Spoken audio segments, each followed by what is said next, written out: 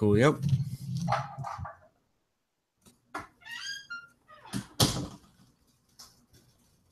Okay. Hello, everybody. Welcome to what I think this is the third episode of Hitchhiker's Guide. We're covering chapters 4 and 5 today. Believe so. I'll do a quick breakdown of I'll do a quick breakdown of chapters 4 and 5. In chapter 4, we met the other half of our main crew with Ford. What's his last name? Beeblebrox. And Zaphod. we also Zaphod, Beeblebrox, and I believe right now she's being referred to as Trillion. Yes, Trillion. Just a kind of slight. Yes. He's the person in the crowd. Mm-hmm. And we see them. He is the president of the galaxy, a title that means literally nothing. Then he shows up, crests their new device, and then he steals it. Yeah. All that happens in chapter 4. And then in chapter 5, we catch back up with Arthur and Ford in the galley of the Vogon flagship.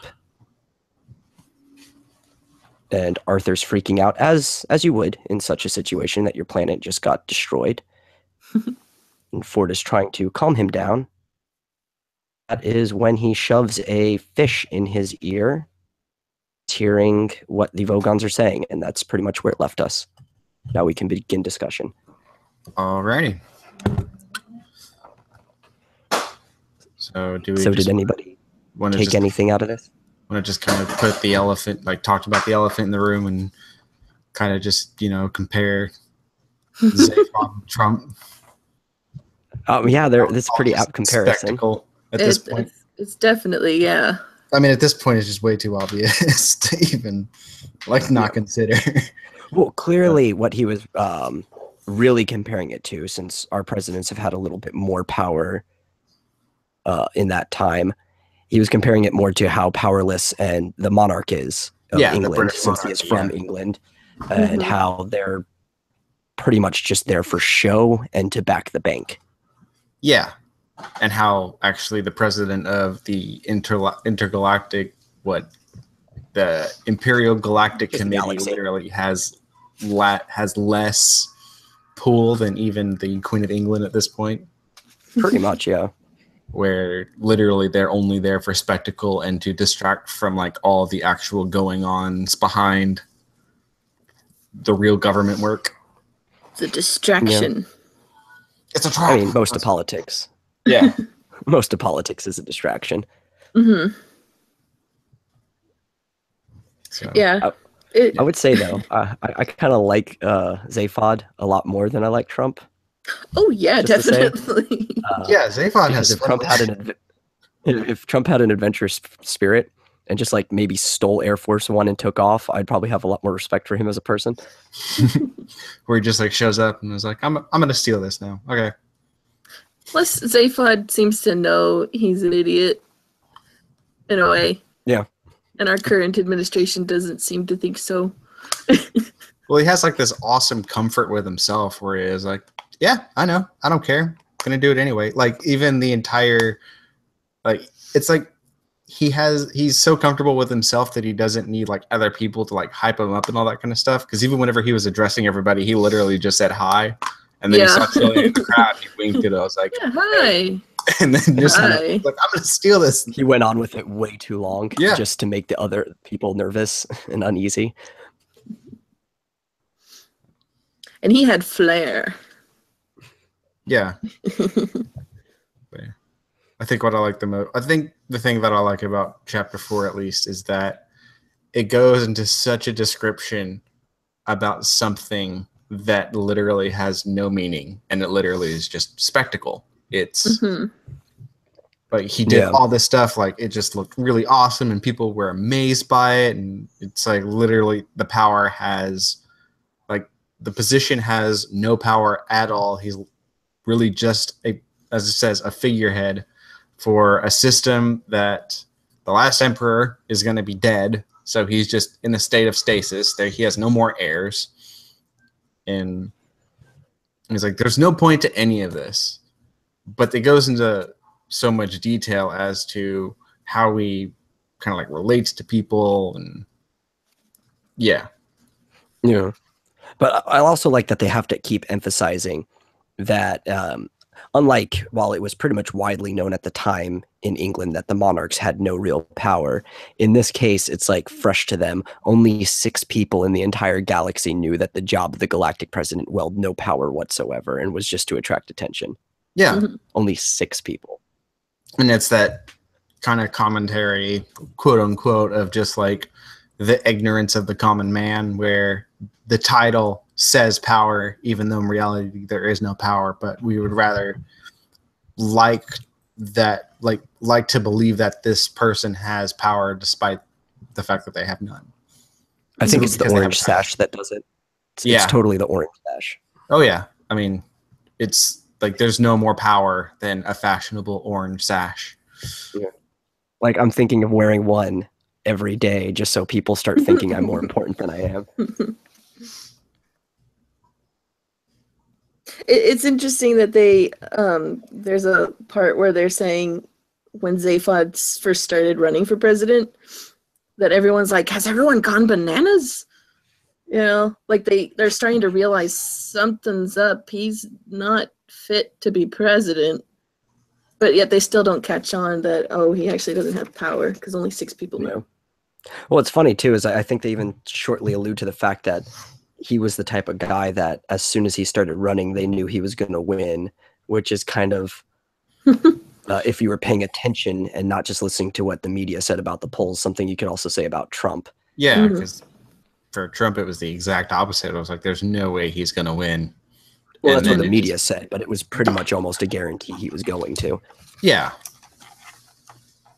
It was like, you look at the entire climate, and it's like, well, I think, at least for the people, it was kind of like this whole denial thing of there's no way that he's going to win, even though it was kind of inevitable. Of, yeah, he kind of won at this point. And, yeah, everybody, in the book at least, everybody's like, yeah, he's going to win. There's no doubt about it. Which that's the best thing. They don't even talk about who his competitors were. They just like showed like the moment he showed up, like that's all that mattered. He was the ideal presidency fodder. Yeah, I love the description of him too. Adventurer, ex-hippie, good timer, quite possibly crook, manic self-publicist, terribly bad at personal relationship, and often thought to be completely out to lunch. It also kind of sounds like Trump if you take off those first 2. He sounds like a Chad. Yeah, that's what he sounds like. Who? Like he sounds like a Chad, like, you know, those bro guys out on the college dorm. Yeah, like a fraternity dude who totally goes on like tours with his parents during the summer. He's playing frisbee. He's playing ultimate frisbee on the Heart of Gold. Yeah. Maybe has a hacky sack or 2. Yeah. Which kind of is even alluded to in the next chapter, if I can go that far. Sure. Of like talking about both of these. Is when Ford's talking about let me see if I can find it. A teaser. Yeah. Yeah. That the teasers are usually rich kids with nothing to do, and they cruise around looking for planets that haven't made interstellar contact yet and buzz them. Which, like, the definition of buzzing is so Chad-ish, just like so like bro-ish. Yeah, which I can't remember further down, but it kind of seems like it's alluding to that Zaphod. Yeah, it seems like something. Yeah, it seems like something that he would do, but like, it's weird because the book it seems like there would be stuff that's related to each other, and then it probably completely is not at all. Yeah, there's a lot of intentionally pointless information in here. Like how the eagles have a nest made of paper mache because they heard about how their thing's going extinct, and they're like, "Yeah, I'm just not going to bother with that." This is a pretty good nest. But I do believe, the teasers do have a lot to do with describing Zaphod. Yeah, that I'm not going to go deeper into because that would spoil some of the story, and we're only chapter 6 here. Wow. But even that's kind of like Trump in a way. He's also kind of that I could do whatever I want type of personality. Yeah. Hey, I'm still waiting for him to kidnap himself and take the ship with him. That's what I'm waiting for. Oh. I think it's funny that they mentioned like everything is a coincidence, especially with the project. Zaphod was talking, or was there for it to commemorate. Yeah. Like they just throw in so many unnecessary things, like, oh, this place was called France. It's just a meaningless coincidence. Yeah. Yeah. Easter keeps Island, bringing up which those you're just things. small. Yeah. Small, flat, and light brown. But it plays more into that we want to try and find meaning to everything. And sometimes it's just a huge coincidence. Yeah. It's like there's like don't put too much stock into it just because it looks like something that you know. There's literally no other point to it. I realize I say literally a whole lot. But we are talking about we're reading literary a analysis, literary so work, so yeah. I'm using it in context. It's kind of very so. Though in many ways we should be using figuratively for some of this.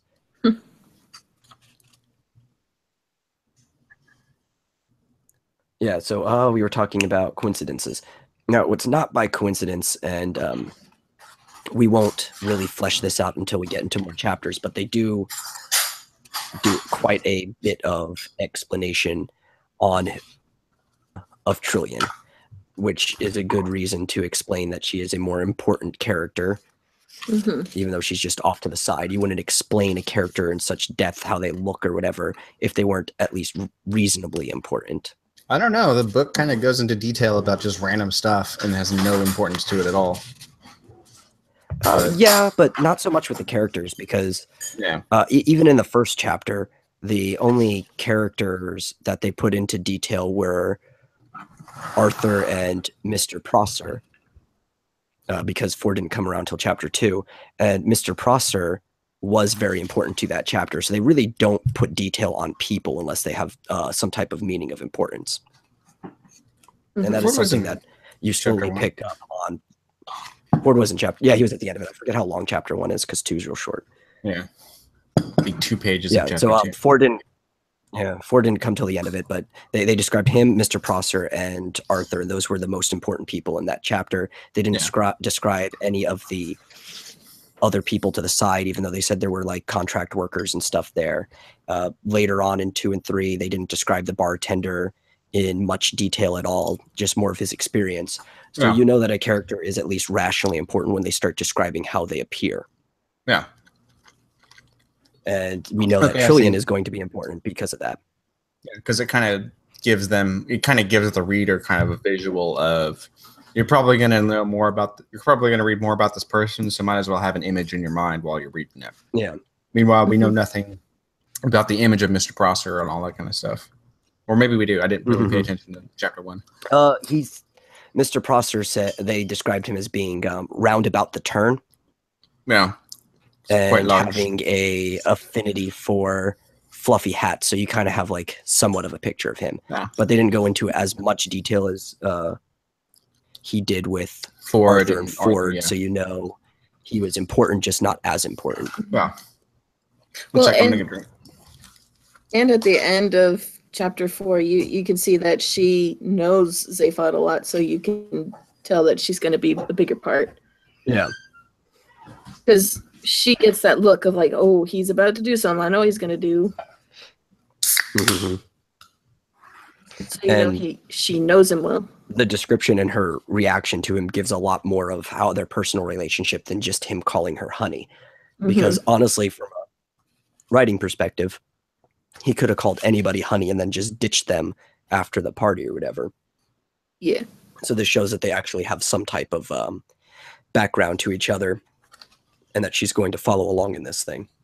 Those 2 sentences kind of talk a whole lot about kind of who she is, because from what we understand is that beforehand it said Trillium wasn't anybody in particular, or so we claimed. Like he pretty much he picked her up, like he Yeah. her up incognito, just out of nowhere. And then that whole exchange of "Hi, honey," he looked at her, and then she glared at him, smiled a little bit, looked away, and then she looked back kind of more expectingly. But he's already at something else. Mm-hmm. And yeah. So it's kind of also, there's a complaint about this character that I need to make, right? And it's about external media. Mm-hmm. So Trillian is described as this very stereotypical Arabian beauty, right? Really long, flowy, silky, brown hair or black hair, brown dress, darkish skin, knob of a nose. And every single time anybody has depicted her in other media, she's like Zooey Deschanel. Yeah, Zooey Deschanel was her in the most recent one. And there was this stereotypical 60s, 70s blonde that was playing her. Yeah. And it's I know their the physical form of them don't really matter that much to telling the story, but when the author goes into so much detail about this part, and even some of the point of the book in the series is having details that don't matter, then I think paying attention to detail in casting should matter because the details don't matter, and that's the point. Yeah. So they even make a big Zaphod is the only one who even seems remotely accurate. Was it played by Sam Rockwell? Sam Rockwell, yeah. I think so. Yes. Yeah. And he had the third arm and he had two heads, and they never really described how he had two heads, just that he had two heads. So you could kind of take that in any direction. Yeah. I was perfectly fine They even with did that. a little. Yeah. Oh. Yeah. They even did a little differently in the movie too, because they made in the movie Sam Rockwell's second head was under his chin. Under his first head, yeah. Hidden by in this, it sounds like an it's orange sash. Yeah. It sounds like they're two completely separate heads that you can just switch out at will. Well, in this one, it seems like the two heads are right there. Yeah. Because it even talks about the camera zoomed in on the more attractive head or whatever, the more liked head. Yeah. Which I guess you could even say means he's Two-Face or something. You could read more into that, but again, it could just be coincidence. This book is this chapter is just way too easy to read into with all of our current systems. Mm-hmm. Yeah, the book it was made in 79, so a good 40 years ago. Yeah. And looking at it now, it's oh god, this is just way too accurate. It's because even just going back one president behind, the description doesn't fit well with our current U.S. or with the last U.S. president. Yeah. There was you kind of had some semblance, kind of. He was a very charismatic person, which we could all agree on, and you could kind of see how he played to the media a little bit more. But now it's this one where it's well, to be fair, taking away from just the monarchy and going towards parliament, these type of people have been in British parliament for quite some time, and we're only them more common here in the U.S. now. Yeah. Mm-hmm. I even seeing those pictures of the Queen with all the presidents going back way, way back. Well, she's the longest living monarch in world history. Which is pretty incredible. Oh, yeah. Shook hands with every single person. That when she kind of has it easy for her to be that on the count of she happened to live in a time where medicine got well enough that you could keep a monarch alive that long. Yeah. Her successor has good odds of beating her at that role. Of dying or living? Of living long enough to outdo her title. Yeah. Philip?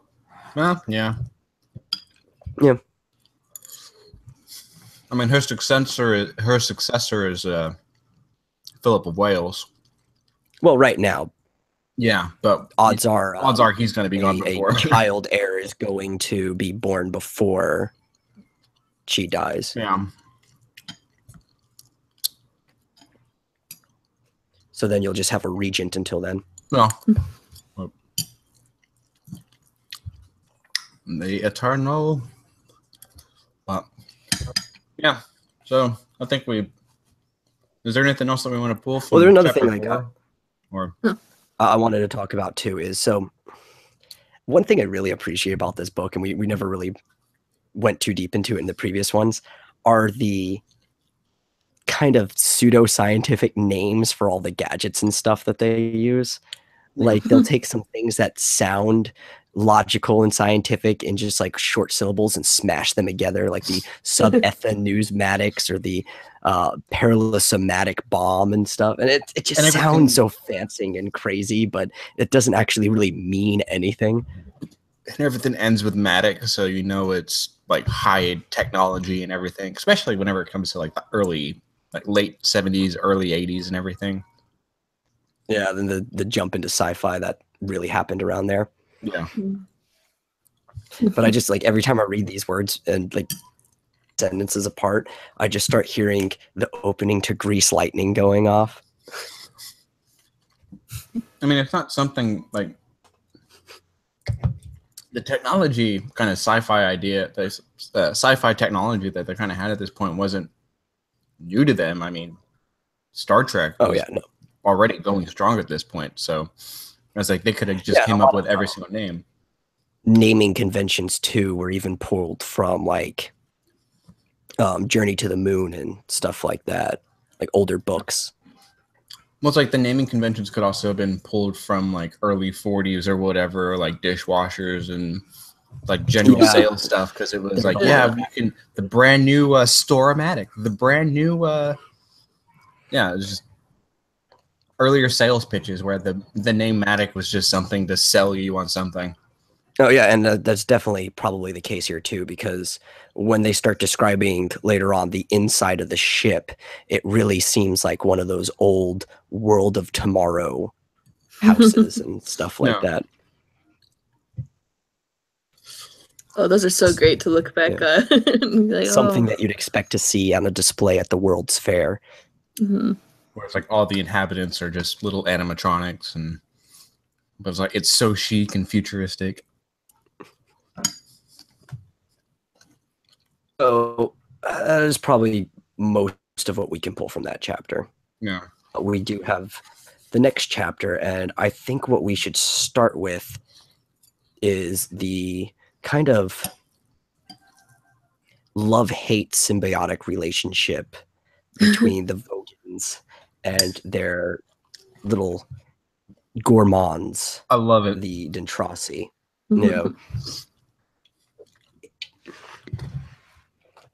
Like, and they're just like the polar opposites of creatures altogether.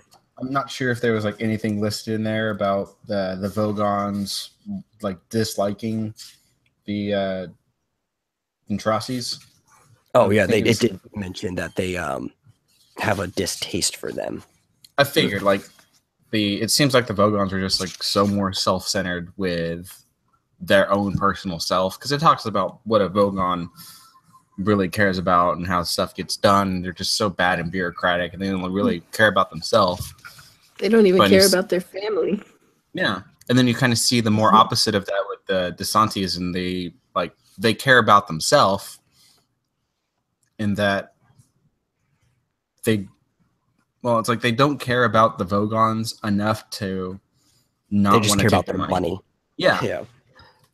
But they're unruly, but pleasant, and it's like the exact opposite of these like really stiff bureaucratic Vogons. These are like the tribal people. They even it's white collar and blue collar kind of as a tribe, and the Vogons like their service but dislike them so much that they keep them in the galleys on the far side of the bottom of the ships, which is fine for these Dentrasis, because they preferred having their own section where they didn't have to deal with the stuck-up Vogons. Yeah, it's like this really weird mutual spite. They loathe the Vogons and like to see them being annoyed. Yeah, and what I really get the picture is like in Titanic when you have all the rich people up there, you know, saving face and talking to each other, and you know, when they're dancing, they're barely even touching each other. It's just all polite and almost bureaucratic. But then when you go down into the bottom galleys, you have like all the immigrants and stuff like that dancing around and having just like this really good old time as they're getting to the America. Yeah. I could see that with the Dintrasi. Well, and it's funny too because the Vogons can kind of get a sense of what's happening on the ship by how happy the Dintrasi are. Yeah, like, which made them unhappy. I know something's up that I'm going to be angry about. He's smiling. Something's wrong. Like, and that's that actually leads to another point. Something about Jolts that they really flesh out his character is that he wants to find something to be angry at. Like that's how the Vogon are. They don't want to be happy. Nothing's ever good. They need to constantly have problems that they can bureaucratically solve by the nature of their system. So he's looking for something to yell and be angry at. It's like it said that he wishes that someone would just come to him and tell him that exterminating a populated planet was wrong just so that he could yell at them. It's like it's not really a moral thing with them. It's just more of they're kind of bored with everything and they just want to yell at stuff. Yeah, they want that conflict of interest so they can take the meaner side of things. Yeah. Oh, hey, more modern day parallels. Yeah. Hey, the world never really changes. It's not that you're wrong. It's just I want to yell because I want to feel right. Which is funny because he dismissed someone who's coming up trying to say that there was a new spaceship that was going to get rid of the need for a hyperspace express route. Yeah. Which is they just did. Yeah, talking about the ship that he stole. Yeah. Which he could have gotten angry about that, but he just wanted to go on and... Yeah. But at least that young Vogon didn't have to get yelled at. I kind of would have liked it. I know that like almost all the Vogon are just like despicable, horrible beings, and even if it's pleasing one to yell at the other, it makes me feel good knowing that they're getting yelled at.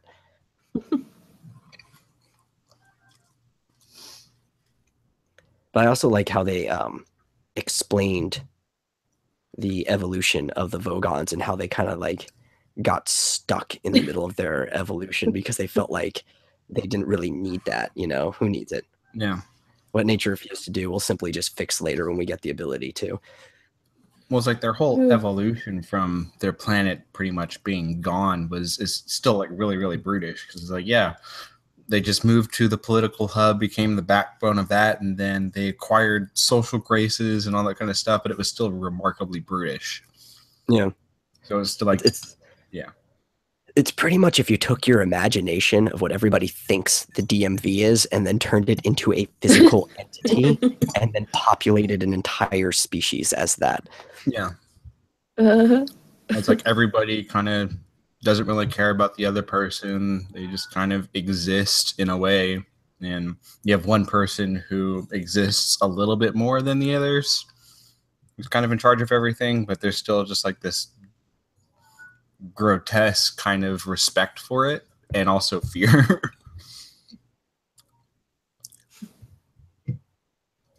Yeah.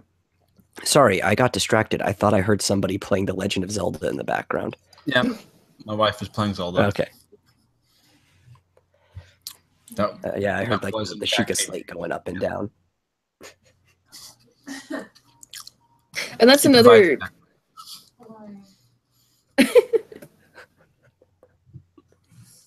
I like that later on when Arthur's asking, like, well, who are the Dintrasi? And Ford's like, oh, they're the best.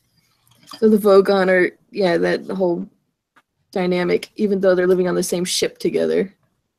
Yeah. Because the hitchhikers wouldn't be able to hitchhike if they weren't there. Because Vogons hate hitchhikers. Yeah. Well, that's another point that it brings up that we can segue into is like why Ford was trapped on the planet for as long as he was, and they bring that up is because the Hitchhiker's Guide is great of a book as it is because the galaxy is always evolving, is outdated, and that's why people like him are out updating it. So Yeah. in before, it shows that you can't hitchhike on a Vogon ship at all because they won't pick you up. But now that the Antraci are there, It's like, up if they catch the signal. hitchhike on it. They always help hitchhikers. And speaking of Ford, his nice tragic backstory of how his original name is only pronounced Oh yeah. thing, he doesn't even know how to pronounce it. Yeah, you have the great collapsing Hrung disaster that nobody knows what a Hrung was or why it even chose to fall on Beetlejuice 7, and he was raised by his father, and then everybody gave him a new name, which is literally 2 letters, but means nobody knows what this thing is or why it chose to collapse on this thing. It was like this. It's comically horrible. It's like a really dark comedy, but it's like it's kind of commonplace. Yeah. Almost like he's trying to both upplay it and downplay it all at the same time. Yeah. It's like, yeah, his name means something really spectacular, but the spectacular thing that it means is absolutely stupid. Yeah.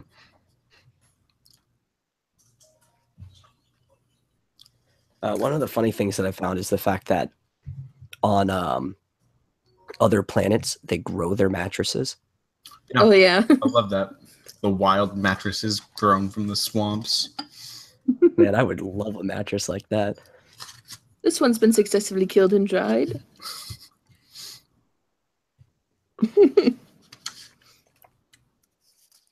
Very few have ever come back to life, which means that there have been some. Which is great. I'm just like imagining some like humanoid alien that trying to fall asleep on one of them and it like came back to life, and I don't know if it would try to eat it or not, but it's just like both of them are freaking out at each other, the mattress and the alien. Probably like some type of Benny Hill chase music going on. It's like a Scrunchellus fly trap where it's just like a mattress that just folds in half and the springs just like are the teeth. So you're sleeping and all of a sudden just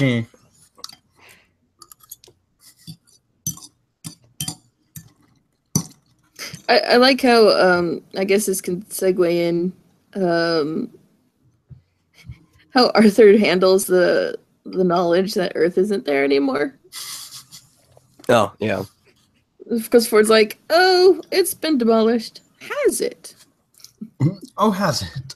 Oh, okay. Oh, I'm a little upset about that. We're just like, he thinks to himself, I can understand why you would be. I can understand that.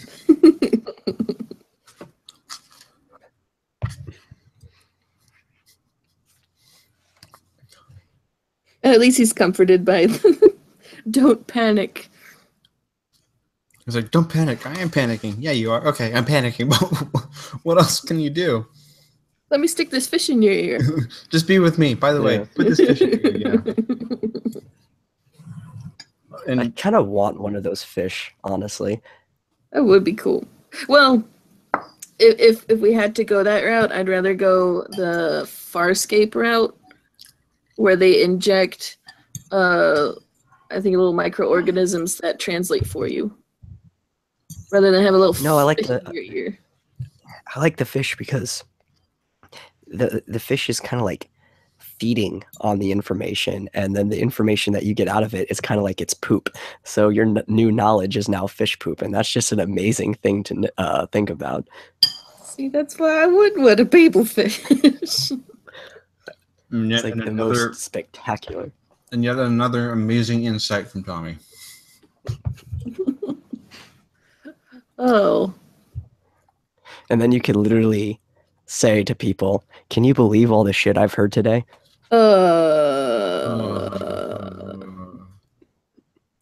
Feel bad about that, sir. I didn't. Oh, gosh. Not saying you should. I'm saying that you might as well. Which I guess is, yeah, you should feel bad for that. I'm kind of sad that we don't get to actually really hear how the Vogons talk. I mean, in the next chapter when it starts up, you can kind of like, No. based on the words that he uses, but Yeah, it's even then, it's onomatopoeia, how do so you- you can't like. I wonder why I can't hear yeah, this but book. it's not like really hard onomatopoeia. It's like descriptive words of it, Yeah. like howl and gargle. Mm-hmm. So it's like, darn, I wish he used like more hardcore like syllables to represent how it would have sounded, so I can get a better picture of it. There's even.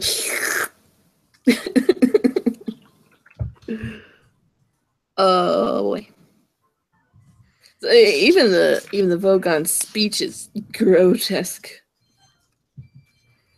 Yeah, well, I think Everything they look about them grotesque too. Everything about them's grotesque. It's bad. But not as grotesque as them being bureaucratic. I think that's what we need to focus the most on here. Bureaucrats Yeah, well, yes, but are I think gross people. because they're trying to take the whole bureaucratic system and say this is what they would visually look like. They are the physical embodiment of bureaucracy. Even they sound horrible, and don't let them read poetry at you. I'm also like, because I haven't read this book in a while, and I wonder if they'll ever give some type of relation so you can kind of guess the exchange rate. But I'm curious as the intrinsic value of an Altarian dollar, because they've said multiple times now that he knows how to see the marvels of the universe for less than 30 Altarian dollars a day. Oh yeah. And I'm like, okay, well, that sounds pretty cheap, but what is the actual worth of an Altarian dollar? This could be like 1 billion Earth dollars for all we know. Yeah. Well, it seems like it's pretty cheap, just from the way Ford is. Like, I could do it only for this. Yeah, but relative to what? Like, Earth could be one of the poorest planets for all we know. There's a Hitchhiker's wiki, and apparently the Altarian dollar has recently collapsed. Mm-hmm. That makes a lot of sense. I wonder if Rick Sanchez had anything to do with it. No, I think it probably collapsed for very similar reasons as the euro. Oh, here we go. Let's see. There's a Reddit on Ask Science Fiction, and the guy said, "What will 30 Altarian dollars a day buy me?" And someone responded about half a sandwich in the average galactic spaceport, but with $30 worth of materials available at most major interplanetary grocery outlets, you can make 2 sandwiches. There, you'll need a towel to briefly commandeer an empty food stand at the spaceport, sell your sandwiches to, and then buy standby tickets to whatever destination you could want. That's a great comment from. So, based on that, I'm going to guess that 30 Altarian dollars is probably worth only about 10 American dollars in today's standards. Yeah. I would say less at that point. Yeah. Well, I mean, you could probably get 2 sandwiches for $10. Yeah. Depends on who makes it. Yeah. Mm-hmm. And what's on the sandwich? I mean, if this is stacked, I'll take it.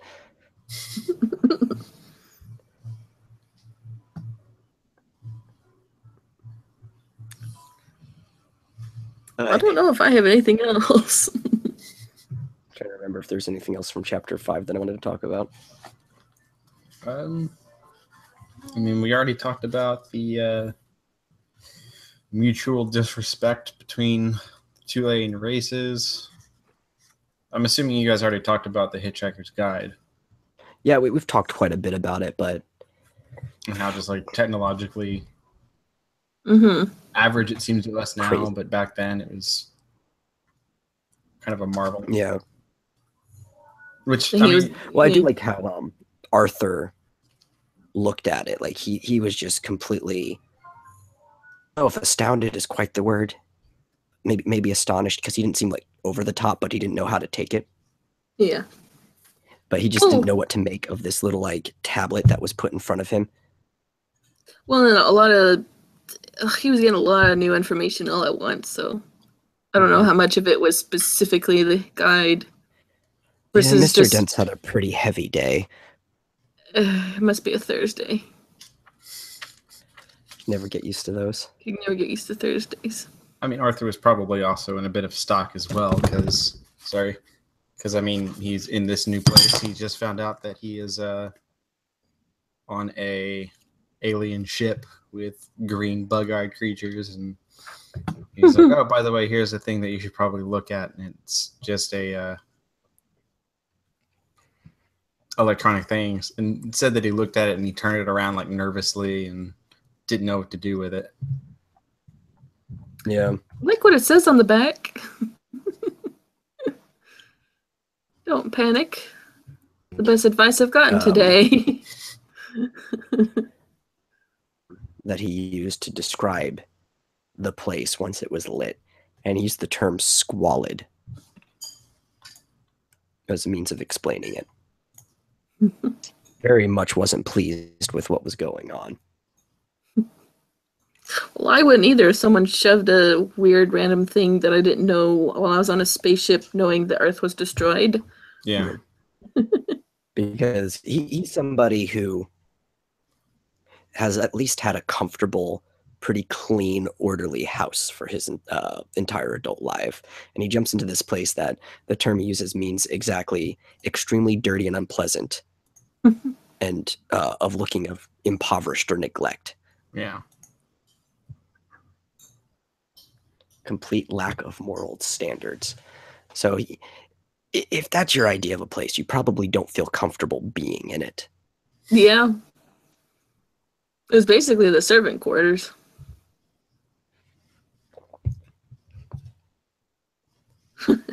He took everything surprisingly well, considering. Yeah. Well, I just like how excited Ford is about like things are doing. He's like, well, we're in a working ship, you see. So this is pretty cool. We're actually getting where we need to go. Hopefully. He can finally talk about it now. He's been on Earth for 15 years. And no one believed him about anything. So, although it's still unclear to me why, I don't know if it's going to explain it later, but it's still unclear to me why he even chose Arthur to take with him. Yeah, he kind of just picked him, I guess. Because Arthur didn't even know him that well, as we learned in, I think, last week. Yeah, but I don't think anybody knew Ford that well. In fact, I think Arthur probably interaction with each other. Yeah, they barely knew each other, but he probably still knew him better than most people because the only description that anybody has of Ford is that he's an out-of-work actor. Mm-hmm. Yeah. And he's drunk all the time. So the only person that probably knew him better than Arthur was the bartender. Yeah.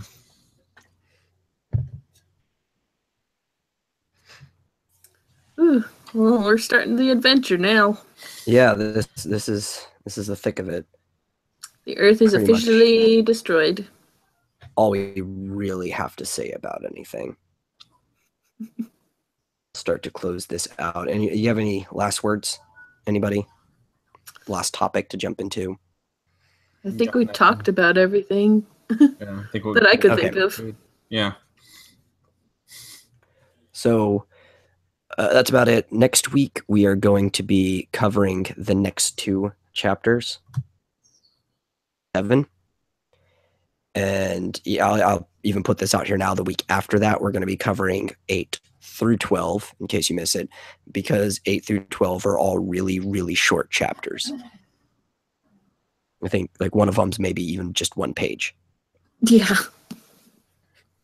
And there's a lot of that in this book. Yep. Yeah, well, we'll see you next time. And if you enjoy this little series, please share it with people and leave comments and interact, because the more you interact with it, the more talking points we could possibly have. Yeah. And we'll catch you on the next one. Take care.